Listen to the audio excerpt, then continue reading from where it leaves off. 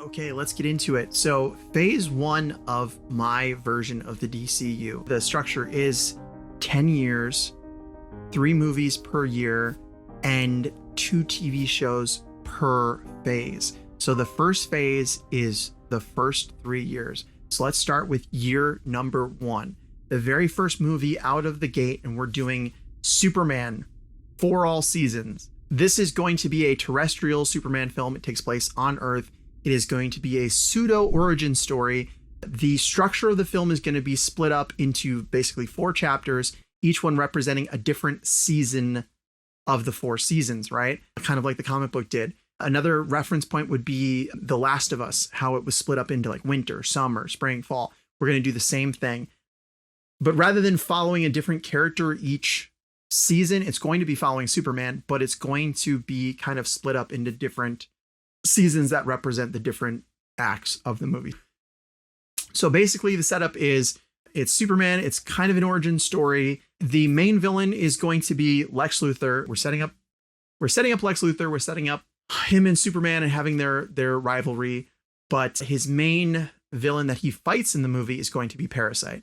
Early on in the movie, Lex is launching a new special satellite that's going to be like deep range. It's going to be crazy, whatever.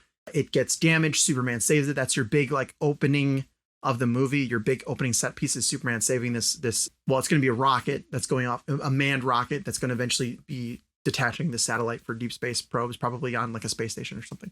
But anyway, Superman saves it. It's a big, exciting action set piece. As I said, the 4X structure. So you're probably going to start with spring is going to be the opening. And then that's kind of, early on. Then we get into summer. That's like, where the main first act of the movie takes place. And then we get into fall, and that will be when things start going bad. And then the second act ends with fall. So basically that's where he's fighting the villain and he starts losing his powers and he's getting depowered and he's like getting very sick and he's barely able to survive. And then winter is going to be, as Superman's been down and out and barely surviving, and he's now getting powered up enough, and Parasite's like, attacking the city, and you have winter starting to sprinkle, and Superman has to, so the main fight with Parasite takes place in the winter.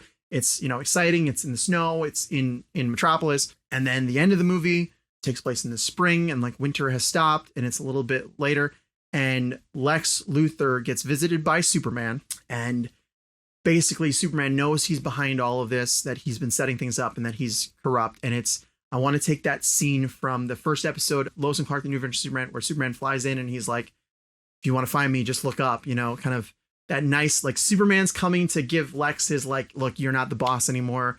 Someone's going to take you down, this kind of stuff. Right. And Lex ends up basically saying, look, while you're here, I'm actually going to offer an olive branch. And the olive branch is that his long-range satellite he thinks has detected Krypton. And he's willing to give Superman this information. And Superman is, of course, not wanting to trust Lex Luthor. He's like, why would you offer this? And he goes, well, I'm hoping that you don't come back. And so Superman, the movie ends, him and Lois, their relationship has started to blossom. His life on Earth has gone well. And now he has this knowledge in his back pocket of where Krypton might be, and so he's not sure if he wants to explore his past and get into that. And that's kind of where you end the Superman for all seasons movie. So it's basically a pseudo origin story. We really make sure we lay the foundations for Superman, for all his side characters, make us really care about him.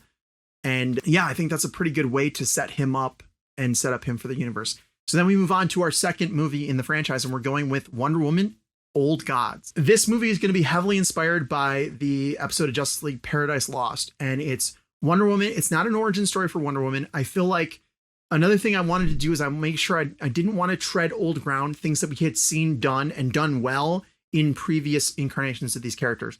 So because we had already seen a pretty much perfect Wonder Woman, that first Wonder Woman movie was really, really good. I think they handled her origin really well, and I didn't want to just tread that same ground again. So Wonder Woman has been around for a while. She's been in man's world. She's doing her thing. It's present day. And somehow she ends up finding out that there's something wrong on Paradise Island. And so she has to go back. And when she goes back, you find out that Felix Faust has unlocked some ancient old gods thing. So basically Ares is your main villain. it becomes it's Wonder Woman having to stand up as a demigod, having to stand up against the old gods who are now like coming back and are causing mayhem. And it's her for this, it's basically her love for man's world and for Themyscira and almost basically her standing against her origins almost, it's this old power. It's like, we made you and we can break you. And it's her saying, well, you can try, but I know what I stand for, and I'm going to fight for these people here. I'm going to fight for Paradise Island. I'm going to fight for man's world. Even though it's not perfect, I am going to stand up against what I would consider the ones who blessed me with these powers. It's almost her wrestling with the past. And I think it's interesting. Mostly will take place on Paradise Island. And yeah, I think it's a good way to set her up. The world knows about her. She's doing her thing. And it's her. We're going to explore some of Themyscira and some of her ancient past through this movie. So yeah, that's Wonder Woman Old Gods. So then the next project that would come out would be the first TV show, and it's called Vandal Savage. Vandal Savage is most people don't care about him. They don't think he's that interesting of a character. And I think the way he's been used in most media, I would agree with you. I don't think he's been used to the potential that he should have. But an immortal character has an insane amount you can do with them. Like an immortal character, like Vandal Savage should be the best villain that DC has. If he's done right, you could make him fantastic. And so in my version, this TV show, setting him up is going to be important for him and for his past. But Vandal Savage as a character ends up being the key to my entire DC universe. Vandal Savage is the backbone of the entire thing. This show is going to set up basically the lore for how this universe works, right? Because when you're designing your own universe, how did big events in history, how did they happen if in a world full of superheroes? And so this show is going to show that, right? And the premise is it's Vandal Savage. It starts with him as a caveman. It starts with moments in his life. It's going to be Vandal Savage throughout various points in history, and his villain, I mean, he is the villain, but the person that he fights throughout history is going to be the Immortal Man. So it's two immortals throughout history that end up running into each other, and at certain points they're friends, and at certain points they're enemies, and it's them stuck in this battle that will never end because they're both immortal. And we're seeing how all these points in history are both shaped by Vandal Savage and shape him as well. So, and I know what you're thinking, like, okay, well, Vandal Savage, who cares? Like, I don't want to watch this. If you pitch it right, imagine a Wolverine TV show where we get to see Wolverine throughout these points in history. That's Vandal Savage. It's this guy who's immortal, who can't die, and he has moral conflicts, and we're seeing is he bad? Is he good? And he's stuck in this constant battle with this other guy who won't die. And it could be really good if it's pitched correctly and if it's done correctly. And so that's my goal, is to make sure that this is done correctly. But anyway, points in history that we have to hit up. I want to show his origin with him as a caveman. I want to show, fall of Rome and how he's involved. But then we get more towards present day and how this interacts with everything else. We're going to show him something happened to him in medieval times where he's changed.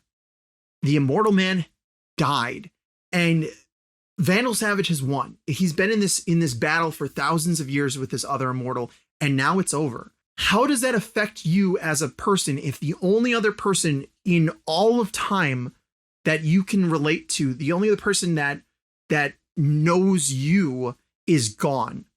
And how does that affect him? And that is the crux of his character. This is where he turns from a guy who's been struggling with life to a guy who's done with it. And this is kind of his villain arc from Immortal Man's death on. He now has nothing to care about.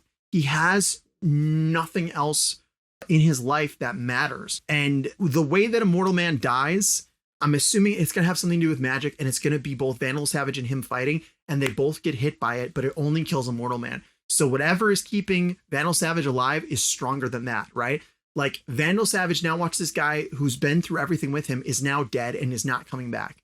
And he realizes that he is the only actual immortal, and that there's nothing that can kill him, that he is forever, and he is now here dealing with this and how that's going to affect him. And then we move into the Wild West, and his show, the last major section of the show takes place in the Wild West. and there'll be some crossovers, things that will play in down the road in future movies. But I'll just say that in the Wild West, he ends up encountering Abin Sur on Earth, a Green Lantern, and they have a conversation. I can just see a picture of Vandal Savage and Abin Sur just sitting around a campfire in the Wild West, and that's going to play down the road. But so then he's now, whatever he's doing, he's now on his path. He's locked in, and he will come back in future things. Vandal Savage as a character is going to be massively important to the entirety of my DC universe. Then we move into the last movie of year one, and that is going to be Batman Legacy. Superman Legacy is being created by James Gunn. From last I heard, they're dropping the Legacy title and just calling it Superman. So I'm stealing the Legacy title and I'm giving it to Batman because it actually works really well for what I want to do with this movie. Like James Gunn, I am going to be doing Batman, Damian Wayne, kind of that story of Bruce finding out he has a son. I'm probably going to get a lot of flack for this, but when you're creating this universe and you're trying to do it yourself, you realize unless you're just stuffing it full of characters, if you really want to take the time to make people care about them, you can't just be throwing in all the characters because they happened, right? Like, we're not going to do 58 people in the Bat family. So in this universe, and again, it pains me to do this, but if I don't have a good use for the character, I'm not going to include them just to include them.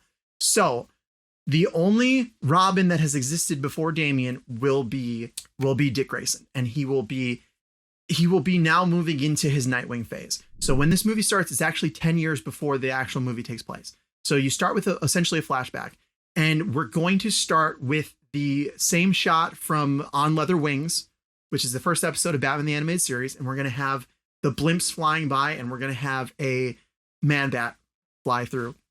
And it's going to be Batman, not necessarily early in his life. I'm thinking he's probably going to be about 35, but this, because it's a flashback, he's in his mid to late 20s, right? Robin, Dick Grayson, is younger. He's only recently joined up, and it's the two of them trying to take out the Man-Bat. And along the way, Bruce encounters Talia al Ghul. He ends up saving Talia, and it's clear that they've met before, and he clearly likes her. And so we've set up basically the core of what this movie is going to be. Then we jump ahead 10 years. Robin and Batman are at odds because Robin is stuck in Bruce's shadow, which is why he's becoming Nightwing. He's moving on. He's realizing, like, look, your legacy and my legacy are not necessarily the same thing. Like, Bruce has put so much on Dick Grayson that they're at odds, right? And their relationship is going to be more brothers than father-son. So throughout the main villain is going to be Ra's al Ghul. We're going to do League of Shadows. Talia, obviously, having been set up for her and him having a kid, he runs into Talia in present day and realizes there's this young assassin who he realizes is this kid. He figures it out being a detective. Talia does not leave Damian with him. She has no interest in letting Bruce into Damian's life. And Bruce at first is like not sure how he even feels about this whole situation. And after him having a discussion with Alfred, he realizes he's got to get this kid out of this cult. He's got to go save his kid because it is his kid. And so rather than what they did in the comics, which is Talia gives Bruce Damian to train, it's the opposite of that. It's her protecting Damian from Bruce because she doesn't want him being taken away from her.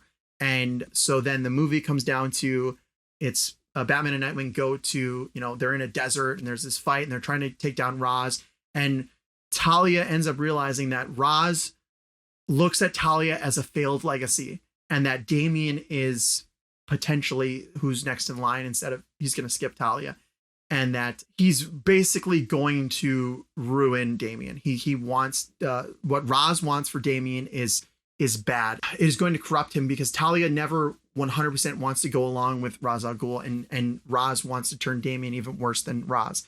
He's starting to lose it. He's starting to kind of be a little bit crazy. And so Talia almost fears for her son's life. So now she's torn between her father's legacy, what her father wants for both her and her son, and what Bruce wants for his son. And so she's kind of stuck in the middle because I don't like versions of Talia where she's completely evil. I think Talia is much more interesting as a love story for Batman, as someone that he actually truly loves, if they actually did love each other, and that she's not just out to kill him and destroy the world. So I like her better when she's kind of torn in between and she's not she doesn't like Roz's means. She might agree with his end game, but she doesn't like how he's just indiscriminately murdering people and uncaring. And she's worried that the Lazarus Pit has done this to him, and she's worried that he's going to ruin his grandson.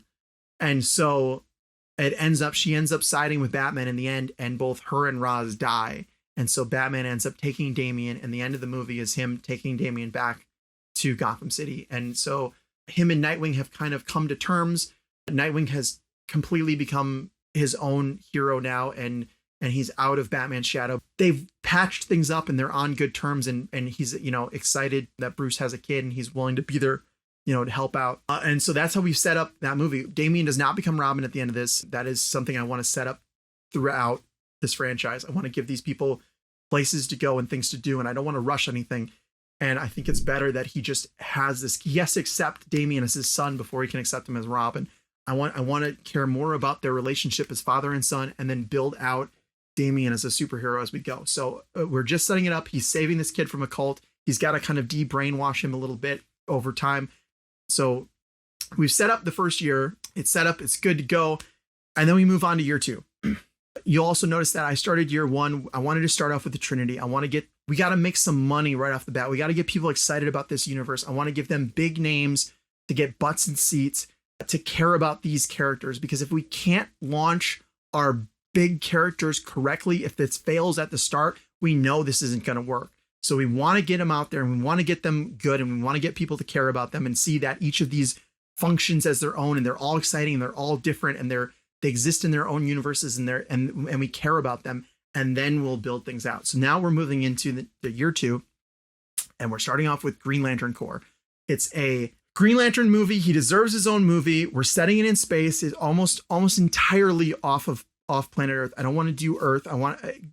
Green Lantern is your Guardians of the Galaxy in this universe, right? It's your exploration of the universe outside. It's a team up of him and a core of people. It's not just Green Lantern on his own. It's him with the other Green Lanterns. It's them all as a team. This movie will be Training Day.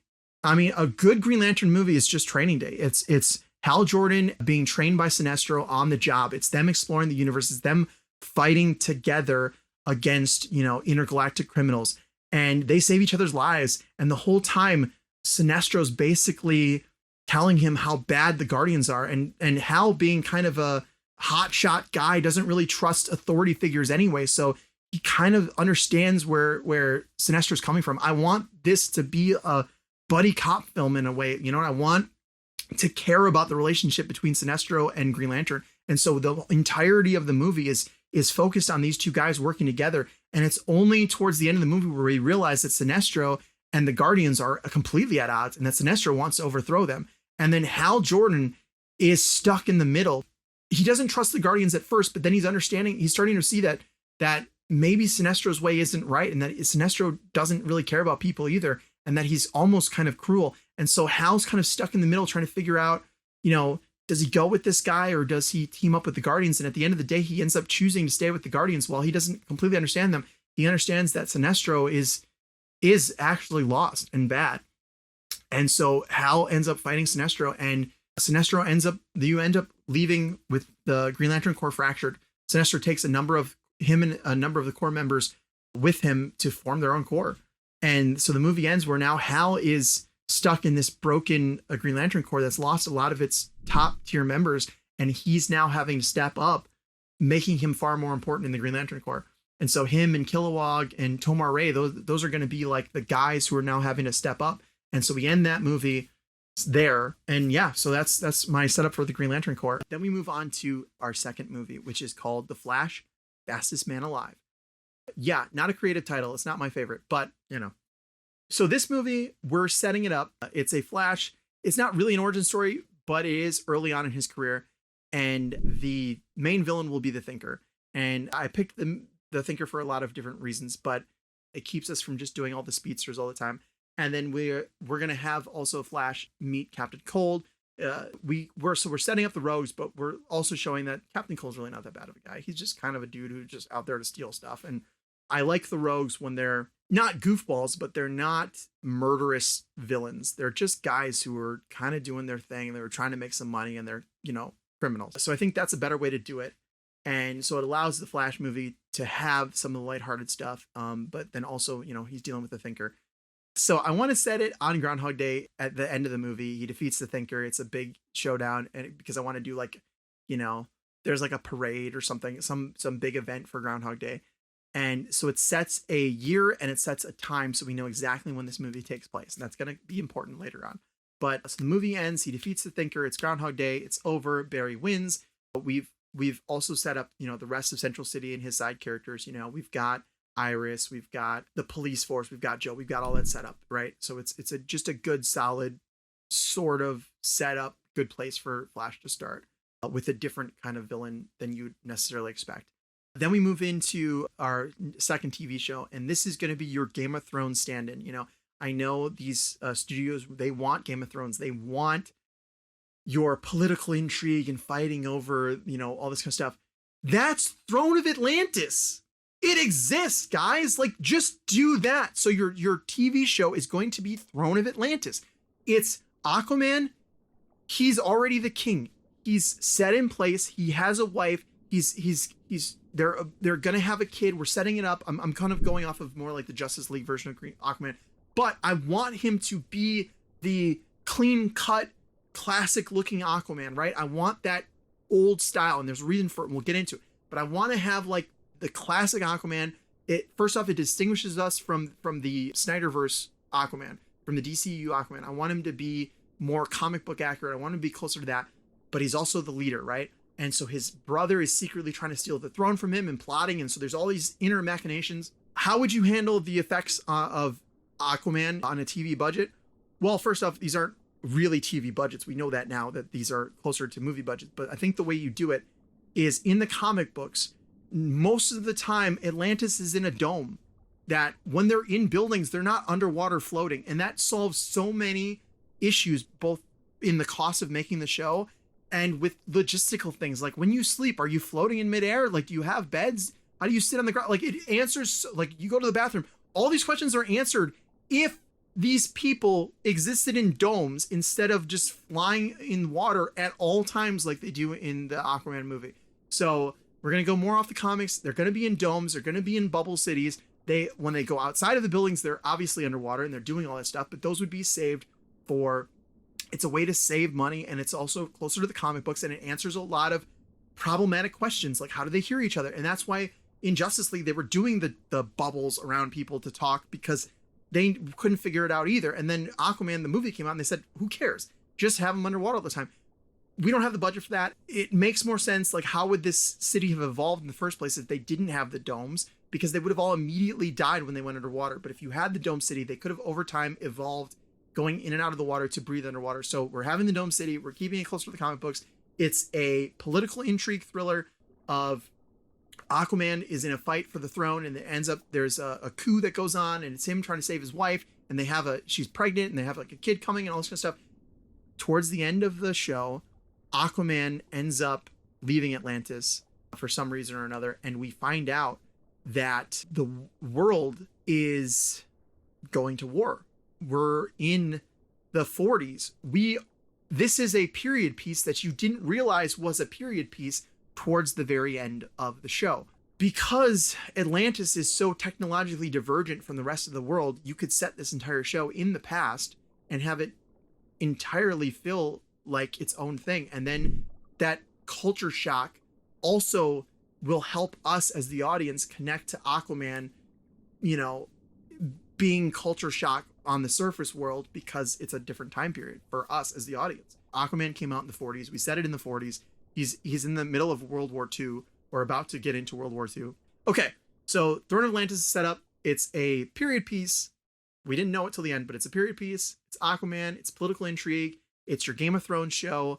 I think that is the show to do that. Then we move on to Etrigan. So far, everything else has been like your top core characters, and now we're gonna allow ourselves a little bit. We've done a good job of setting up the main core cast, that I feel like now we've earned our right to do some of the more out there characters and tell different things. And I wanted to do Etrigan for a bunch of different reasons, but one of the main ones was I want to do a fantasy movie. I want to set this in medieval times, in Camelot, dragons, swords and sorcery. We're gonna do it all. I want some of these movies to feel way different and out there, because the more homogenized your universe is, the more boring and quickly you want to tone out. But if you do movies where you stretch things out and you put them in different periods of time and you show, different genres, we're doing straight up fantasy, like we haven't seen that before. Let's do it. So it's going to be Etrigan. It's going to be mostly based on Demon Knights. Vandal Savage will be in this movie. So this is his first time appearing from his TV show. And this is showing a period in time that we hadn't seen from his show.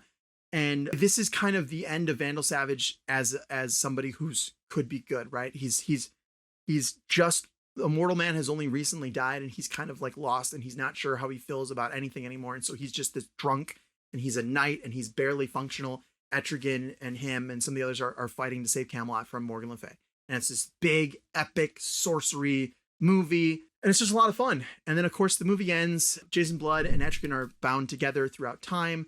And we can do like a basically a montage showing throughout history how time is turning. And we get to like present day, and you see now he's in present day and he's just around. But yeah, so then we've set up that it's a totally different movie. We've got him in place for stuff down the road. But yes, so Etrigan, big fun, big fantasy adventure movie with a little bit of a darker edge to it.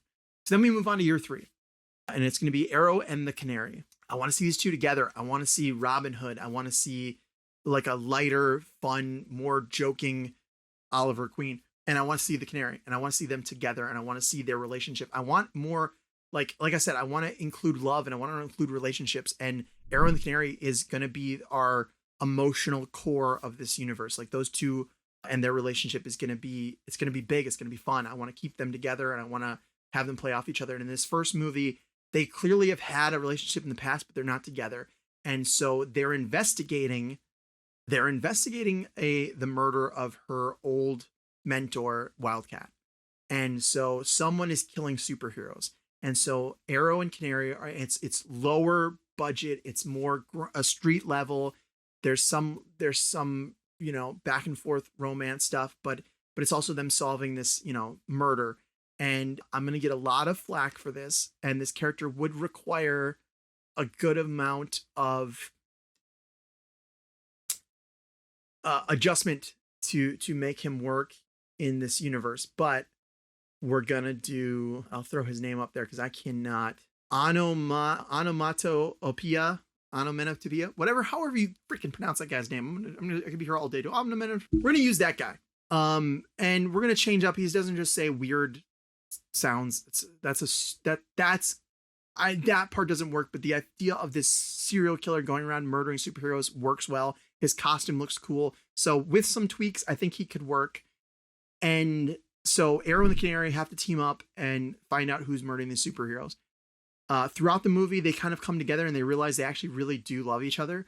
And so, or at least really, really like each other. And so by the end of it, they are like dating, and, so we've built up their relationship. And by the end of it, we should feel somewhat earned that we actually, yes, they are together.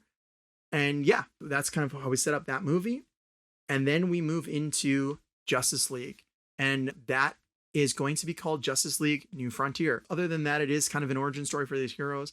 It's going to be drastically different than the comics New Frontier. So if it's a little bit of a mislead there, but I'm fine with that. I think it's kind of fun to do that with stuff. But this movie, the lineup of the superheroes is going to be Superman, Wonder Woman, Batman, Green Lantern, Flash, Arrow, and the Canary, and that makes 7. We have a decent set of powered and unpowered heroes. It's a nice blend. Arrow and Canary were both on the Justice League before. It's a great place to start. I think that's a really fun, interesting team to play off each other. That's our big 7 to start with. The main villain is going to be Vandal Savage. That's right. The person that we've been setting up throughout this entirety with his TV show, showing him. So I want us to kind of care about this character.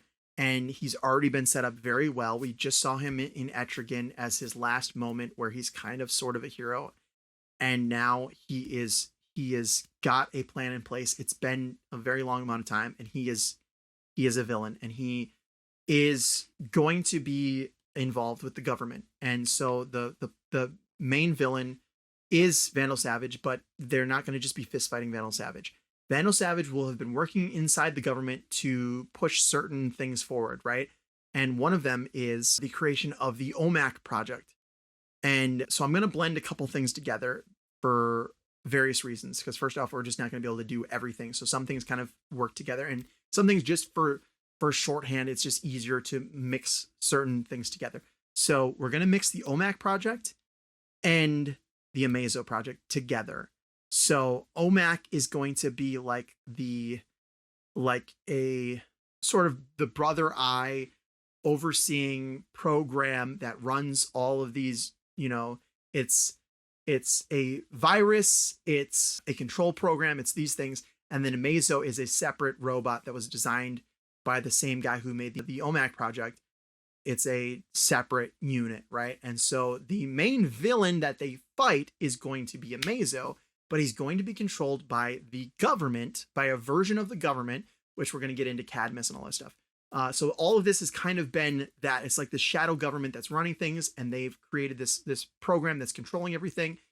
And now it's going out. And so these superheroes have come together to fight it as it goes rogue. And so they're destroying. This is your one time, the only time where I think you're allowed to have some just like stupid faceless mobs and just, tons of villains to fight would be in a Justice League film, in your team up films.